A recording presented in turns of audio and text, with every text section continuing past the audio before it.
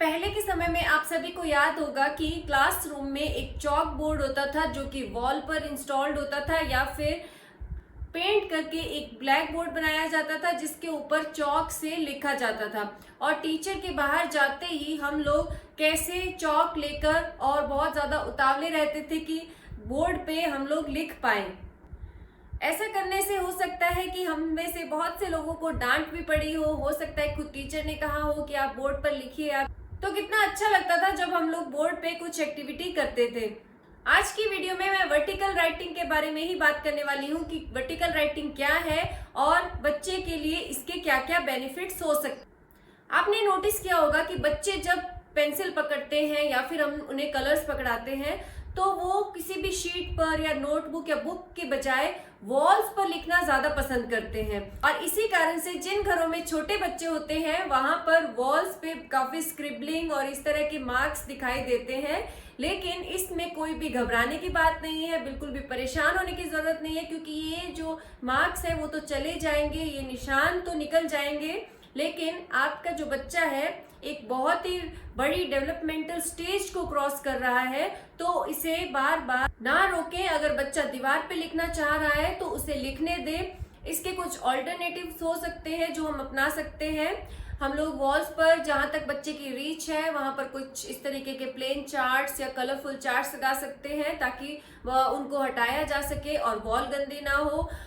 कोई एक स्पेसिफिक जो रूम है उसकी वॉल बच्चे को दे सकते हैं, या कोई इस तरीके का बड़ा बोर्ड वर्टिकली हम लोग वॉल पर लगा सकते हैं ताकि बच्चा फ्रीली उसके ऊपर कुछ भी जो करना चाहता है वो पेंसिल से, मार्कर से या कलर से कर पाए। तो वर्टिकल सरफेस के ऊपर जब बच्चा लिखता है तो उसके बहुत सारे फायदे हैं। आइए हम लोग बात करते हैं कि उसके कौन कौन से बेनिफिट्स हैं।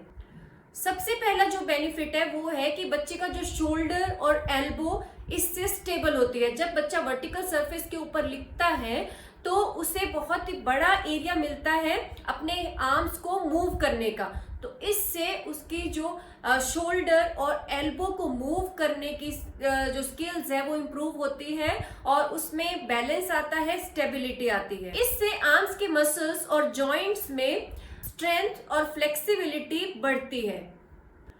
जब बच्चा वर्टिकल सरफेस के ऊपर लिखने की कोशिश करता है तो वो एक बड़े सरफेस के ऊपर काम कर रहा है, बड़ा एरिया है उसके लिए, तो उस पर लिखने के लिए उसको अपनी बॉडी की जो मिड लाइन है उसको क्रॉस करना पड़ता है और इससे उसके जो ग्रोस मोटर स्किल्स है वो डेवलप होती है।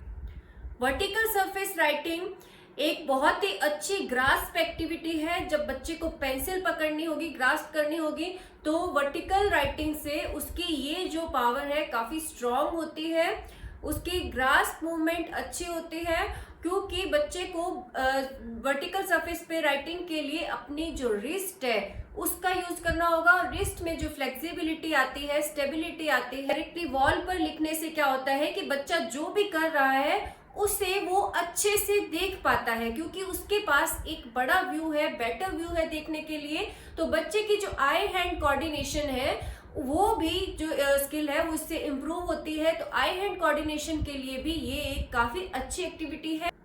इस तरह से बच्चे के अंदर डायरेक्शंस की अवेयरनेस भी आती है, क्योंकि जब बच्चा बड़े सरफेस के ऊपर कुछ भी कर रहा है तो वो अपनी बॉडी से रिलेट करके अप, डाउन, लेफ्ट, राइट, इस तरह की जो मूवमेंट्स हैं अगर हम उन्हें साथ साथ बताते हैं तो वो कोरिलेट कर पाएगा और बेटर वो डायरेक्शन को समझ पाएगा। वर्टिकल बोर्ड के ऊपर लिखने के कारण बच्चा जो है अपराइट पोस्चर में रहेगा, उसकी बैक जो है वो सीधी रहेगी और उसकी कोर जो है वो स्ट्रेंथन होगी। जब बैठ के बच्चा लिखता है शुरू में तो उसे इस बात की अवेयरनेस नहीं होती है कि उसे लीन नहीं करना है, झुकना नहीं है, अपनी बैक को स्ट्रेट रखना है। जब भी चेयर पे या नीचे बैठ के बच्चा कुछ भी लिखने की कोशिश करेगा तो नेचुरली उसकी जो बैक है उसका पोस्चर सही नहीं होगा। तो जब बिगिनिंग में बच्चे को हमें ज्यादा से ज्यादा पेंसिल ग्रास्पिंग एक्टिविटीज देनी है तो कोशिश करें कि वर्टिकल सरफेस पर ही दें ताकि जो उसकी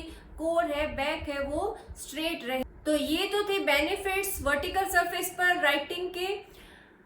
पर बच्चे को और ज्यादा एंगेज करने के लिए हमें उसे कौन कौन सी एक्टिविटीज देनी चाहिए, हम कौन कौन सी एक्टिविटीज उसे करवा सकते हैं, उसके बारे में जो वीडियो है वो आपको उसका लिंक डिस्क्रिप्शन में मिल जाएगा। आप वो भी जरूर देखें और अपने बच्चे को वर्टिकल सरफेस के लिए एक्टिविटीज जरूर करवाएं।